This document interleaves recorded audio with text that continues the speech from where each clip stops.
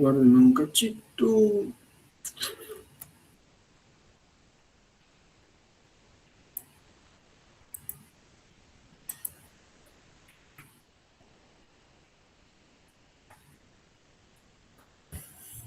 Bien. La imagen que están viendo acá es un típico espectro de cerebro, ¿sí? De un equipo de un Tesla y medio. Esto es un espectro de cerebro,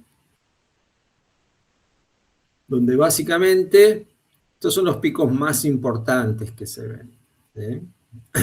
Los que yo les mostré la parte anterior eran espectros que estaban levantados con equipos de 11 Tesla, 9 Tesla, donde ahí, digamos, lo que se consigue como la frecuencia de resonancia de los metabolitos empieza a ser más diferencial, se empiezan a separar, es más fácil resolverlos, uno ve muchos más picos y encima como se trabaja con una región más, son resonadores más chiquitos que son para animales, el resultado es que se pueden ver muchos más picos. En el caso particular de un equipo de resonancia convencional, de un Tesla y medio, 3 Tesla, los picos más importantes que se llegan a ver son en el sartidespartato, esto está mal armado, ¿sí? Esta es la creatina, esta es la colina, y este es el mionocitol, ¿sí? Después acá tienen todo lo que es la parte de glutamatos, tienen toda la parte de macromoléculas, pero este sería como un espectro típico de un resonador de un Tesla y medio. A ver acá qué tenemos. Ven, acá lo pusieron bien. Esto está copiado de un artículo de General Electric. Y esto es más o menos lo que yo les nombraba como lo que sería como un patrón. Lo que uno mira en resonancia en general tiene que ver de cómo es la altura relativa de los picos. Siempre se puede hacer un trabajo un poco más serio, que es medir, digamos, lo que sería el área entre el área que queda debajo de cada pico. Pero en general lo que uno busca en resonancia, en espectroscopía, es ver cómo es la altura relativa de los picos. Porque empieza a pasar que con cada patología distinta, la concentración de estos metabolitos se altera, ¿sí? Entonces lo que uno empieza a ver es que, digamos, si es en el caso de un tumor, si es una lesión que es muy agresiva, la colina aumenta mucho, el NA cae, aparecen lípidos. Digamos, esto va más allá de lo que uno pretende, de lo que es el técnico, pero la utilidad que tiene la espectroscopía es básicamente ver cómo son las alturas relativas de estas sustancias, porque eso da mucha información.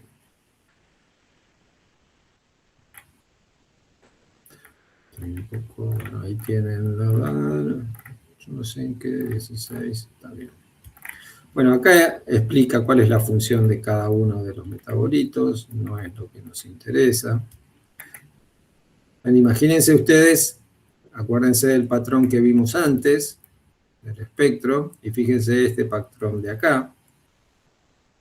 Fíjense que, acuérdense que acá teníamos un pico muy grande que era en acetilespartato.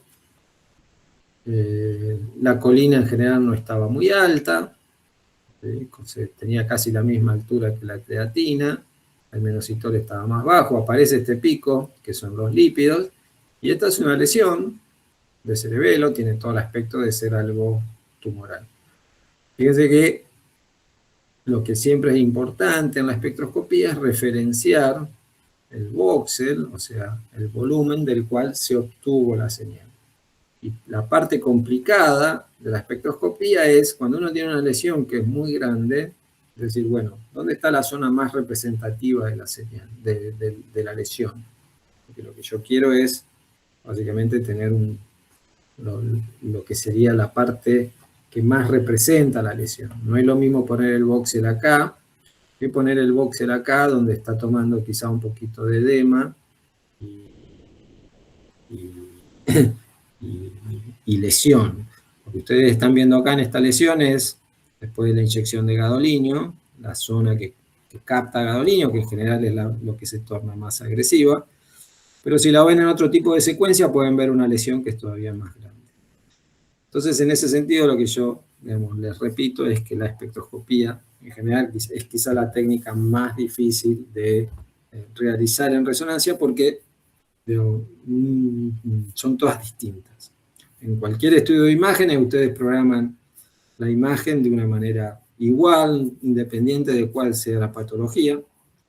Pero en el caso del espectro, cuando hay que levantar la señal, hay que saber dónde poner el voxel y ponerlo bien, ¿sí? Para que no tenga problemas en la calidad del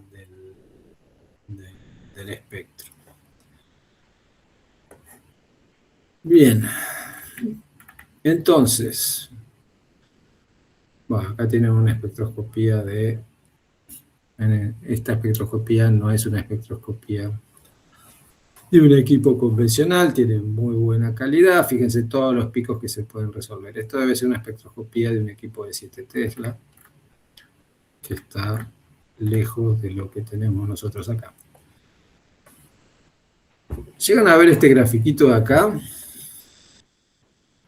Que está tan chiquito.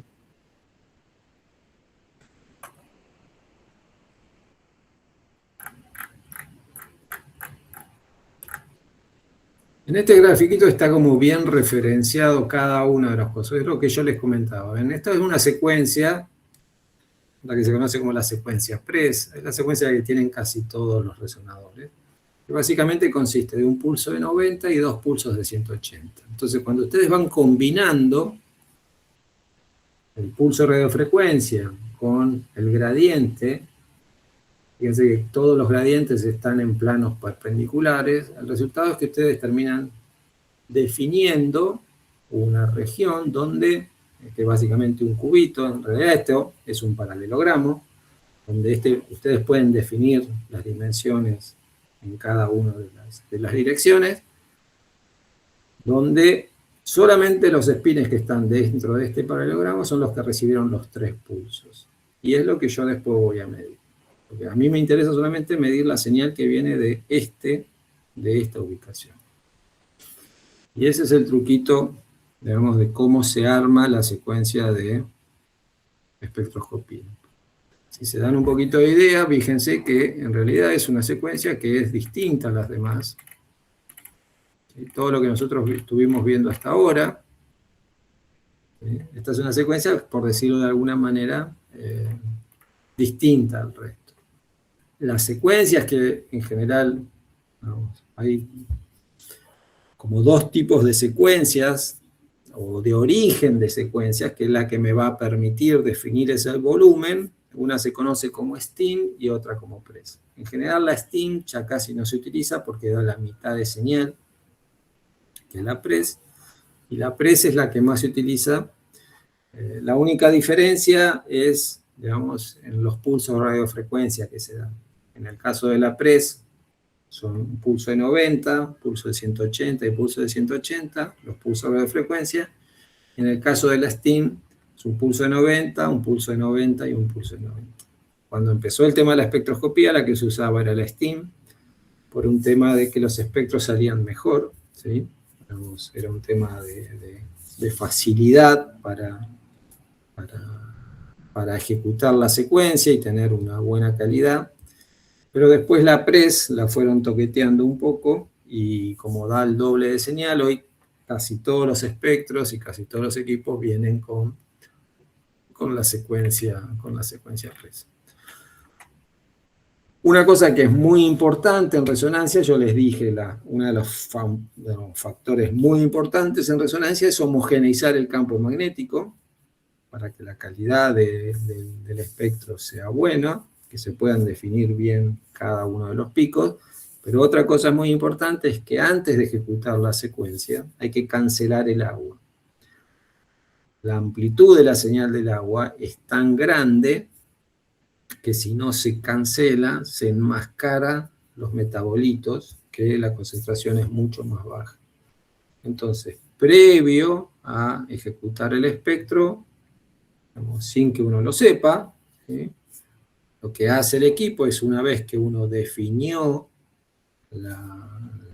el voxel del que se va a obtener la señal, lo que el equipo hace es cancelar el agua dentro de ese voxel. Eso se hace básicamente ejecutando definiendo el mismo volumen, pero antes de eso se define el mismo volumen solamente para la frecuencia del agua, y lo que se hace con el agua es cancelarla. Entonces, la única señal que se va a levantar es la señal que proviene de los metabolitos. Entonces, las dos cosas que hace el resonador previo, lo que hace el técnico básicamente es simplemente definir la ubicación donde quiere obtener el voxel. Y en eso el técnico tiene que ser muy cuidadoso. Una vez que definió eso, el equipo lo que hace es, antes de obtener la señal, es homogeneizar el campo, haciendo circular corrientes por las bobinas de gradiente o por las bobinas especializadas para homogeneizar, y después de eso es cancelar el agua, que se hace con una secuencia que se llama Chess, que cancela casi el 99% del agua. Y después que hizo eso, sí, se adquiere la señal del voxel. Bueno, esto después, acá hace una definición. Acá tienen como el procedimiento, localizarlo, calibrarlo. Bueno, son los tiempos. Ahora vamos a hablar un poquito de eso. A grandes rasgos, hay como dos grandes bloques distintos en lo que es espectroscopía. Una es la espectroscopía monovoxel, ¿sí? Donde se define un único voxel chiquito. En general, digamos, el tamaño que llaman ideal es un tamaño de 2 centímetros por 2 centímetros por 2 centímetros. Y después está la técnica que es multivoxel. La técnica multivoxel, ahora lo que es el voxel es más grande, pero a ese tamaño de voxel que es más grande, lo que se le hace es, se le arma también una grilla, y ahora de cada uno de esos voxels chiquititos que están definidos por la grilla, se va a obtener un espectro. Entonces hay una gran diferencia. En uno lo que se define es un voxel chiquito, y se obtiene una única señal. En el otro se define un voxel más grande, en la multivoxel. Ese voxel grande se cuadricula, ¿sí? Se hace una codificación en fase y en frecuencia, como se hacía con la imagen, y ahora de cada uno de esos voxels chiquititos que quedó en el cuadriculado, se obtiene un espectro. La idea es, básicamente, que hay lesiones, ¿sí? Que son muy chiquitas, y entonces uno ve la lesión, y entonces sabe que quiere obtener el espectro metabólico de esa lesión, y utiliza la secuencia monovoxel. Y hay lesiones que son muy grandes, o una patología que es muy difusa, entonces, para no tener que ir moviendo el voxel por distintas regiones, lo que se hace es armar lo que es el voxel, o la técnica multivoxel, donde se sigue obteniendo un espectro en la técnica multivoxel, pero no se obtiene un único espectro, sino que se obtienen varios. Son espectros así como continuos, pero se obtienen espectros en distintas regiones. Los tiempos de adquisición son más o menos lo mismo. Bueno, fíjense, esta imagen que tienen acá está muy buena.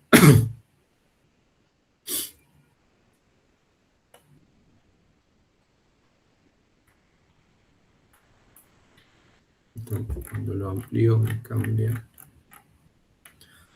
Fíjense, este es un espectro, como si yo hubiese adquirido la señal sin cancelar el agua.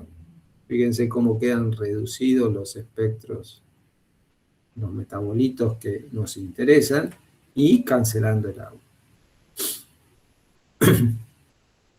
Esto de acá, digamos, si uno esto lo amplía, no obtiene esto de acá. En realidad esto, disculpen, Esto también está mal armado. Esta no es la señal del agua. Cuando se cancela el agua, se cancela casi a un 98%. Este es el agua residual que queda cuando yo levanto el espectro después de haber cancelado el agua. Porque todavía me está permitiendo ver algo de los metabolitos. Cuando yo amplifico esto, lo que obtengo es esto de acá.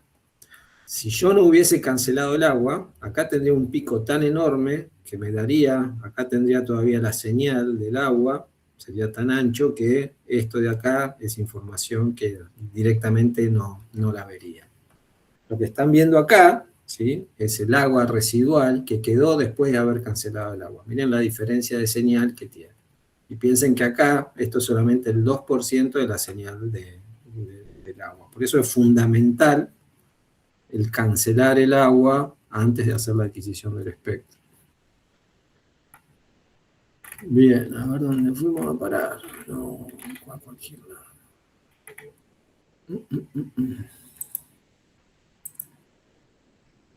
Esto va a ser lo que quiero. Un parámetro que es muy importante en resonancia es lo que se conoce como el tiempo de eco. Hay dos parámetros que definen. Cuando uno planifica el espectro, por decir algo, ahí son 3 los parámetros que hay que tener en cuenta al momento de, bueno, saber qué espectro se va a obtener. Hay uno que es, cuando se cambia eso, digamos, la forma del espectro cambia totalmente. Entonces, hay un parámetro que tiene que ver con lo que es el TR. El TR es el tiempo de repetición, como en las secuencias anteriores, que básicamente me define cuánto tiempo yo voy a dejar recuperar la señal antes de volver a repetir. El otro parámetro es el tiempo de eco. El tema es que dependiendo del tiempo de eco, la forma del espectro cambia muchísimo. Acuérdense que lo que yo estoy obteniendo es un eco. En la medida que yo dejo que el tiempo de eco se alargue mucho, aquellos metabolitos que tengan un T2 corto no me van a dar señal. Acuérdense que el T2 está asociado a cómo se dispersa la señal. Entonces, cada metabolito tiene un T2 distinto. Si encima la concentración de ese metabolito es muy baja y se me dispersa la señal, yo pierdo esa señal totalmente, no la llego a medir. Entonces la forma del espectro cambia muchísimo. Cuando se utiliza un tiempo de eco corto, lo que yo termino obteniendo es un espectro donde veo la mayoría de los metabolitos, y cuando utilizo un tiempo de eco más largo, pierdo muchos de esos metabolitos. La línea de base se hace más homogénea y yo pierdo, por decir algo, bastante información. Fíjense cómo el minoxidil desaparece, todos los picos acá del glutamato desaparecen. Si hubiese algo de macromoléculas acá, también desaparece. Entonces, la forma del espectro cambia y cambia radicalmente. Entonces, es un parámetro, digamos, el TR en general, en los espectros monovoxel va de 1500, pero cuando uno cambia el tiempo de eco, la información del espectro cambia muchísimo. En general, lo que se hace en espectroscopía es hacer un tiempo de eco corto, que es el de 30, y un tiempo que se conoce como intermedio, que es de 140.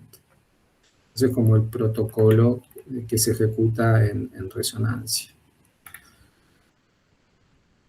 Y acá tiene una representación de lo que sería el multivoxel, bastante fea, a ver si hay otra. No, hay mucho más. ¿Cómo se arma el espectro multivoxel? Se elige un corte anatómico y sobre eso se define un voxel más grande, que es el cuadriculado que ustedes ven acá, que se ve muy bajito, negro, y se ejecuta la secuencia definiendo, vamos, primero la grilla. Entonces, cuando se reconstruye, cuando se va a programar un espectro multivoxel, uno tiene que poner el voxel más grande, tiene que cumplir exactamente las mismas reglas que con el monovoxel, no tiene que tocar ni grasa, no tiene que tocar hueso, porque el equipo lo que va a hacer básicamente es también homogeneizar el campo dentro de ese voxel y cancelar el agua dentro de ese voxel grande, pero a la vez tiene que poner una grilla, y esa grilla tiene que cuadrar relativamente bien dentro de ese voxel más grande para poder obtener un buen espectro de cada una de las grillitas individuales que quede ahí definido. Entonces acá de nuevo, la programación se complica un poquito más, ¿sí? Si bien es una vez que uno define la región, digamos, que en general puede ser siempre la misma, el tamaño del voxel grande es más o menos el mismo, después uno tiene que ajustar esta grilla. Y esta grilla puede tener distintas dimensiones. Puede ser una grilla de 16, puede ser una grilla de 12, puede ser una grilla de 8. A medida que la grilla sea más grande, cuando digo ese tamaño es de 16 por 16, 12 por 12, 8 por 8. A medida que esa grilla es más grande, el tiempo de adquisición es más grande porque, digamos, ahí hay codificaciones. Lo que va a definir cada una del tamaño de esa grilla es las codificaciones distintas de los gradientes de fase que se van a ir poniendo para armar después de dónde provino cada señal. Hay una cosa que es importante a tener en cuenta, que los tiempos de adquisición en espectroscopía son relativamente largos a lo que son las imágenes. Entonces hay que ser cuidadoso al momento de programar y programar bien, porque a diferencia de, qué sé yo, una imagen, en general, salvo que el paciente se mueva o haya algún artefacto muy grosero que se ve desde el comienzo, uno no sabe si el espectro salió bien o mal, ¿sí?, por la programación propia, hasta que se adquirió, hasta que se termina la adquisición. En el caso de una imagen, salvo que el paciente se mueva en el medio, uno ya sabe que si, digamos, cuando lo programa, si no pasa nada raro, la imagen va a salir bien, ¿sí? En el caso del espectro, no. Si uno algo no hizo bien, ¿sí?, no programó bien algo, el resultado es que cuando termina la adquisición, ahí uno se entera que si salió bien o salió mal, pero para eso pasaron 6, 7 minutos, 4 minutos. Que para los que son las imágenes, los tiempos de adquisición de las imágenes en resonancia, eso es importante. Acá tienen un ejemplito de qué consigo yo. Lástima que lo veo tan chiquito. ¿Qué consigo yo cuando utilizo una técnica multivoxel?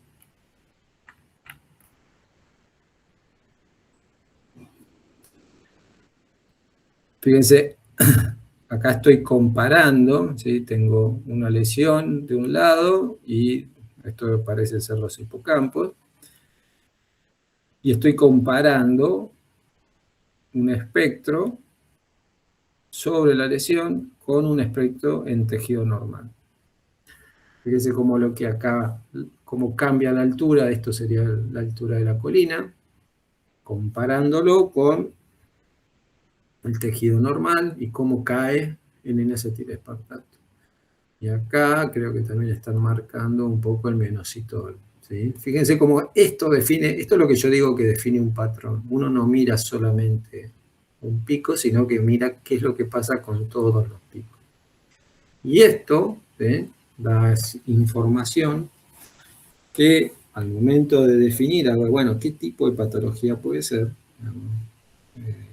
ayuda o va en línea con lo que quizás se está viendo en la imagen anatómica.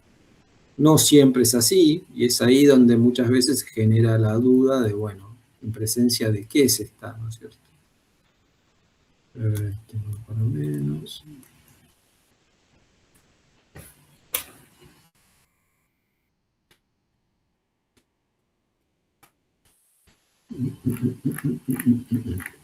Bueno, después acá hay casos clínicos, no sé si es lo que más me interesa, a ver si hay algo.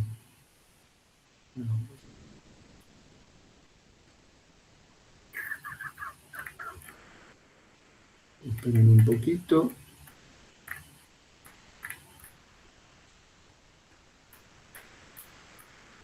Los casos clínicos en general, dejémoslo, no es parte del trabajo. Esto es otra cosa. Hay otra cosa que quizás es, bueno, es mucho menos común. Se puede hacer, en resonancia se puede hacer un espectro de cualquier tejido, hoy por hoy, ¿sí? Cualquier bobina puede ejecutar un espectro.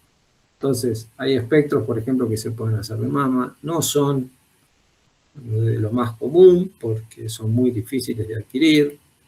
Después hay espectros de, en este caso, por ejemplo, tienen espectros de próstata. Estos son de hidrógeno, donde en general, tampoco hoy se hacen, ya no es común hacerlo. Hay secuencias. La idea de la espectroscopía de próstata era definir, poder comparar en el caso de la próstata regiones que desde el punto de vista de la imagen parecen muy similares, pero unas son benignas y otras son cáncer, ¿no es cierto?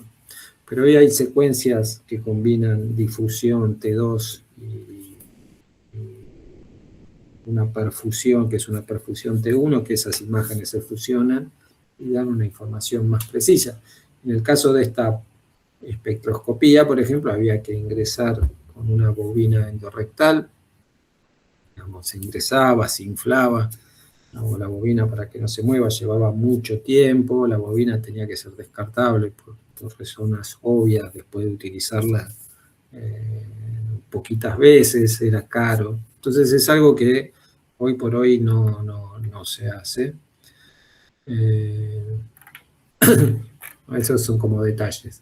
Pero en principio, lo que es importante saber es, sí, en la espectroscopía hoy se puede hacer de cualquier tejido, ¿no? Se puede hacer de hígado, se puede hacer de columna, se puede hacer de lo que uno quiera, pero ya la cosa se complica más. Lo que tiene de bueno el cerebro, básicamente para la espectroscopía, es que no tiene grasa. Entonces eso hace que la señal sea relativamente limpia. Cualquier otra región donde se hace el espectro, ya sea mama, hígado, páncreas, músculo, lo que gobierna ahí, ¿sí? La señal más importante es la grasa y no se puede detectar casi ningún otro metabolito. Por eso la aplicación más importante que se hace en la espectroscopía es la espectroscopía de hidrógeno, la espectroscopía cerebral. Un punto que es importante y que me olvidé de decirles es, digamos, lo que yo les dije, hay digamos, las cosas importantes al momento de programar la espectroscopía es ubicar bien el voxel, ¿sí? Que no toque ni grasa, que no toque aire, que no toque hueso, porque si no, no se puede homogeneizar el campo. La otra que le dije es el tiempo de eco. El tiempo de eco va a definir la forma del espectro, dependiendo de lo que se pretenda ver. Muchas veces conviene uno u otro, en general se hacen los dos, porque es como para chequear, digamos, tener un refuerzo. Por lo menos en Fleni hacemos los dos, que eso nos da como una información más exacta de lo que está pasando. Y hay otro parámetro que es muy importante y que es importante en particular en la resonancia multivoxel, que es lo que serían las NECs. O sea, ¿cuántas veces yo repito la misma adquisición? Cuando yo estoy levantando la señal de un espectro monovoxel, estoy levantando una señal que es muy ruidosa. Entonces lo que yo tengo que hacer es repetir la adquisición muchas veces para después sumar todos los espectros y vamos, tener una buena señal respecto del ruido. En general, los tiempos de las NECs o la cantidad de veces que yo adquiero la misma señal en las secuencias monovoxel son muy grandes. Ustedes habrán visto que en general las NECs en las imágenes son 2 NECs, 3 NECs como mucho, ¿sí?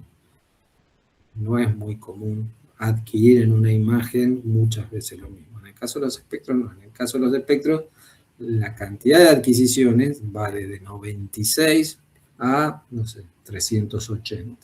Eso va a depender básicamente del tamaño del voxel. Cuando el voxel, miren que se me está agotando la batería, cuando el voxel es chiquito, yo tengo poco tejido, entonces tengo que sumar más adquisiciones para tener una buena relación señal-ruido, ¿sí? Y eso es importante. Entonces, dentro de los parámetros que son importantes a tener en cuenta en la secuencia monovoxel es, primero, ubicar bien el voxel, que no haya contaminación de nada, que se pueda homogeneizar bien el campo. Después, definir el tiempo de eco que se le va, que se quiere adquirir. Y después saber, en función del tamaño del voxel, cuántas adquisiciones se van a poner, porque si no el espectro va a salir muy ruidoso. Si sale demasiado ruidoso, porque el tamaño del voxel es chiquito y le puse pocas adquisiciones, ya directamente no sirve, ¿sí? Porque el ruido casi, la señal del ruido casi tiene el mismo tamaño que muchos de los metabolitos que se quieren ver. Entonces esos son 3 parámetros variables. En general el técnico tiene que cambiar, porque ya le dije, la secuencia puede durar mucho. Si uno pasa, digamos, una secuencia en un monovoxel de 128 que dura casi 3 minutos y medio y la lleva, digamos, a 5 minutos, digamos, quizás esos 5 minutos valen mucho más que haber adquirido 3 minutos y medio y que el espectro no sirve, ¿sí? Entonces, eso también es un parámetro que el técnico tiene que tiene que manejar. ¿Cuándo utilizar monovoxel y cuándo utilizar multivoxel? Eso depende del tamaño de la lesión, de lo que uno quiera. Y por último, digamos, algo que también es importante, déjenme ver si se los muestro. Así como existe la técnica multivoxel 2D, que solamente se adquiere ese espectro en grilla, en lo que sería un único corte anatómico, existe una técnica que permite obtener multivoxel en todo un volumen. O sea, en vez de obtener un único corte anatómico, se obtienen 8 cortes anatómicos. Esa secuencia, de nuevo, hay que saber programar muy bien el voxel grande, hay que saber programarlo muy bien, porque ahora ya no están poniendo un voxel solo en un corte anatómico, sino que están cubriendo una región más grande, y ahí tienen que cuidar sí o sí de no tocar nada que no permita homogeneizar el campo. Porque esas secuencias, lo mínimo que duran son 8 minutos, y si las programaron mal, son 8 minutos que no sirven para nada. Perdieron 8 minutos de adquisición. A ver si les encuentro, déjenme ver, les encuentro una imagen de eso.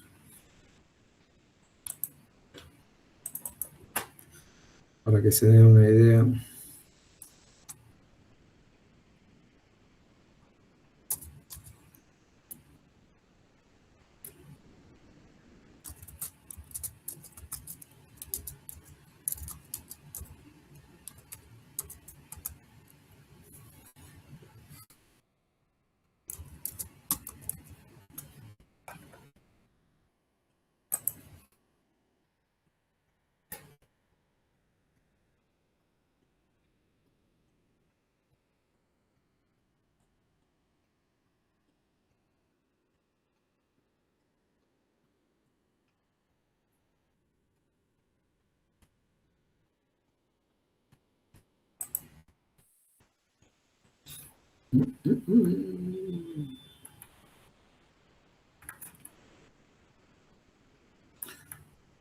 Tiene que ser una imagen así de perfil, pero no lo encuentro.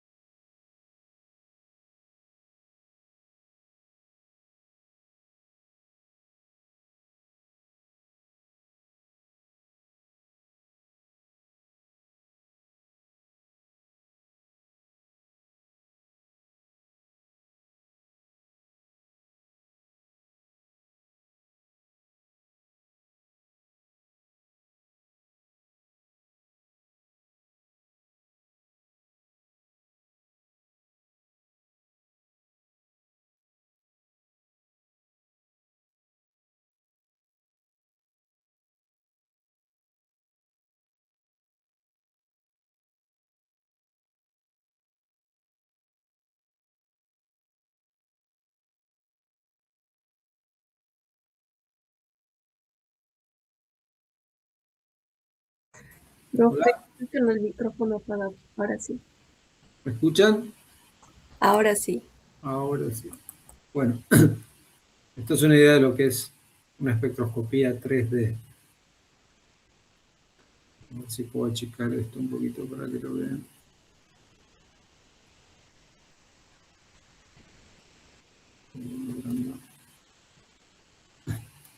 Es el mejor ejemplo.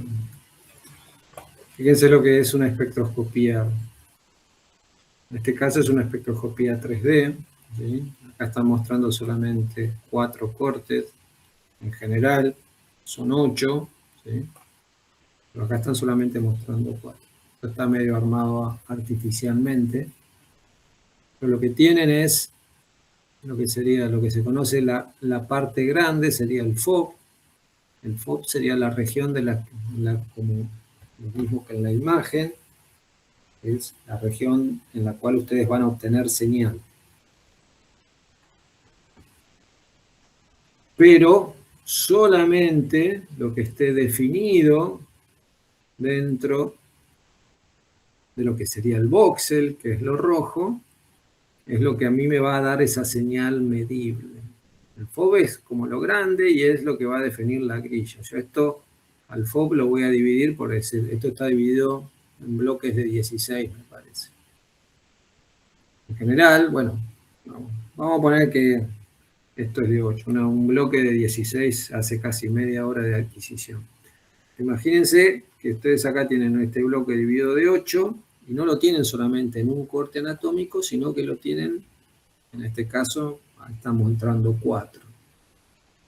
¿Cuál es el objetivo de esto? Básicamente es que si ustedes tienen una lesión muy grande y quieren tener una representación de la lesión, lo que hacen es utilizar esta secuencia 3D, que ahora por cada corte anatómico y por cada uno de estos boxes chiquititos que me define la grilla, voy a estar obteniendo un espectro. Ahora sí voy a agrandar un poquito para que fíjense lo que se termina mucho más grande. Dentro de cada uno de los boxes chiquititos van teniendo un espectro que va a representar cuáles son los metabolitos que están dentro de ese tejido, que es un tejido que en general es mucho más chiquito que el monoboxe. Lamentablemente acá no se llega a ver, pero ustedes, el pico este que ven acá grande son lípidos. Obviamente esta es una lesión que parece una lesión que está necrosada. Y en la medida que ustedes acá pueden comparar cómo es el espectro de esta región de acá con esta región de acá y tener una idea de cuál es la región que puede representar ser más agresiva. Algo que se suele hacer, ¿sí? A los médicos les gusta mucho, pero desde el punto de vista, no sé si da mucha más información, es representar esto mismo, ¿sí? En mapas de colores, donde ahora cada uno de estos mapas en realidad está representando lo que es la relación entre los picos. ¿Sí? Si yo digo, bueno, voy a agarrar estos espectros de acá, voy a calcular cuál es el área debajo de cada uno de los picos independientes, el NA, la colina y la creatina. Tengo esa información y ahora hago el cociente entre esos valores. Yo tengo estos que son mapas de colores, donde ahora el rojo me está diciendo la información que entre el cociente de la altura de los picos, entre la colina y el NA, esta región de acá es la que tiene la concentración más grande de colina respecto al N-acetilespartato. Desde el punto de vista de lo que es un tumor, esa es como la zona más caliente, por decir algo, la zona que es más patológica. Entonces, ver estos mapas de colores, digamos, si el espectro está bien adquirido, si el espectro es de buena calidad, digamos, da cierta información.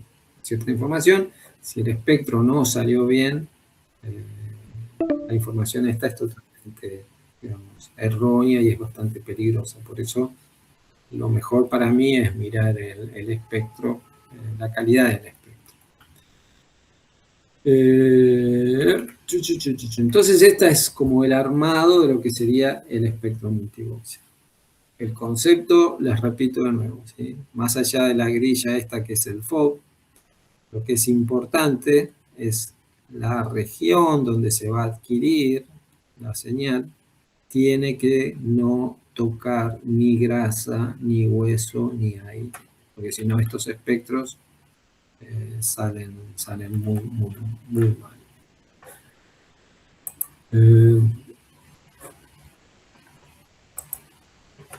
A ver si hay algo más que puede servir como para interpretarlo.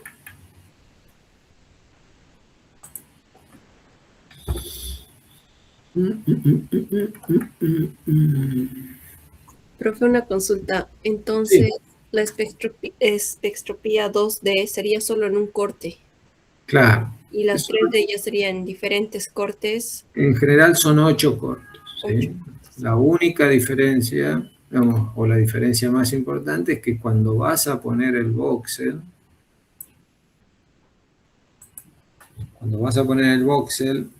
poner el voxel en la secuencia 3D es bastante más complicado que ponerla en una 2D. Entonces, en general, digamos, por lo menos en Flenny, hay algunos técnicos que al momento de hacer el espectro deciden hacer, no sé, 2 o 3 2D, porque es más fácil de programar que hacerla 3D. Y ahí los tiempos de adquisición, si los manejan, bueno, pueden ser más o menos parecidos.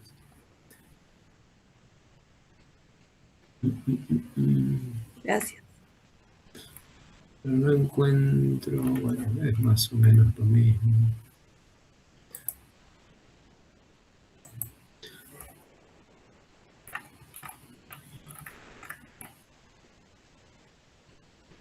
Fíjense acá los mapas de colores, ¿ven? Es lo que yo les digo. ¿No? Si el espectro está bien adquirido, como es este caso, los mapas de colores pueden ser representativos de algo que está pasando en el tejido. Cada uno de estos está mostrando una relación distinta. Ahora, digamos, si el espectro no está bien adquirido, y hay líneas de base que están erróneas o cosas por el estilo, lo que termina pasando es que ese mapa de colores es ficticio, no es real.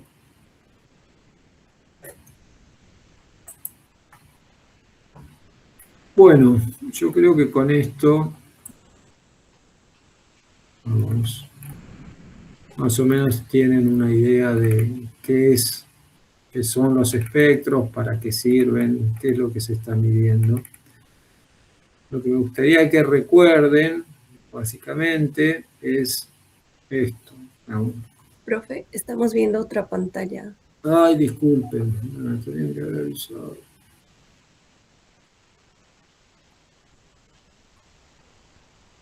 Compartir esta página. Sí, igual no estaba viendo nada. A ver, esto me puede ser interesante. Lo que quiero que les recuerden, quiero que se acuerden es que, bueno, si les toca alguna vez trabajar en resonancia, la adquisición del espectro es donde yo creo que tienen que ser más cuidadosos. El principal cuidado que tienen que tener es cómo ponen el voxel. Nada de tocar, que las puntas del voxel, que algún lado del voxel esté tocando el hueso, el lípido, o la región del aire, ya sea monovoxel o multivoxel. Si ustedes hacen eso, el espectro les va a salir bastante distorsionado.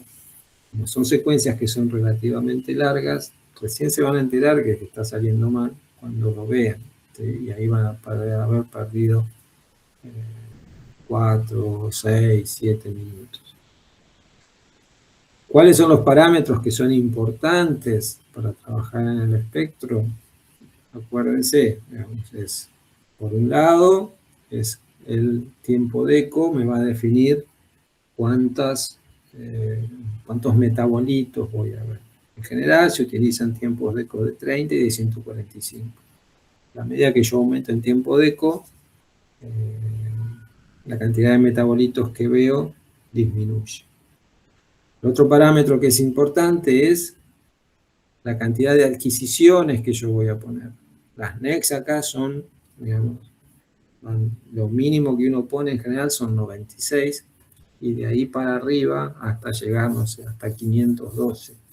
Eso va a depender del tamaño del voxel. En la medida que el voxel, ustedes lo van achicando para que tome la región que tiene la lesión. Si la lesión es grande, ustedes pueden poner un voxel grande. Si la lesión es chica, ustedes van a tener que ir ajustando para, digamos, tomar la señal del tejido patológico. En la medida que van achicando el voxel, tienen que poner más adquisiciones, porque la señal que ustedes están levantando es del tejido que está dentro de ese voxel. Si tienen poquito tejido, tienen poca señal, tienen que aumentar el número de adquisiciones. Y en los espectros multivoxel, obviamente poner bien el voxel, pero después es también poner la grilla. La grilla, digamos, si ustedes ponen un voxel de este tamaño y después la grilla es de este tamaño, los voxel que le quedan dentro de la grilla también son muy grandes. O sea, ustedes van a adquirir todo el FOV 16 por 16, pero los únicos espectros que le van a servir son los 4 que quedan en el centro. No tiene sentido eso. Entonces, lamentablemente, la secuencia de espectroscopía no está tan, digamos, optimizada como el resto de las secuencias de imágenes, y por eso quizás es una de las cosas más difíciles de adquirir, más técnico dependiente de adquirir. No es algo que sea muy común, que se pidan en los centros, porque en general es una técnica que se aplica principalmente para cerebro. Es muy difícil después aplicarlas a otros tejidos, pero es algo que se pide, ¿sí? No es algo imposible. Es algo imposible. Hoy, cualquier equipo nuevo viene con las secuencias de espectroscopía, ¿sí? Te las dan porque son secuencias que ya de por sí son bastante viejitas. Bueno, de mi parte, nada más. Disculpen si no pude ir a la facultad, y la semana que viene les aviso si hay clases o no. Depende de cómo esté al lugar donde voy. ¿Sí? Dale, profe. Gracias, profe. Nada. Profe, Hasta luego. profe, este tema del segundo parcial. Esto ya es del segundo parcial, sí. Ok. Esto ya es del segundo parcial. Igual no se dejen estar. Gracias. De nada.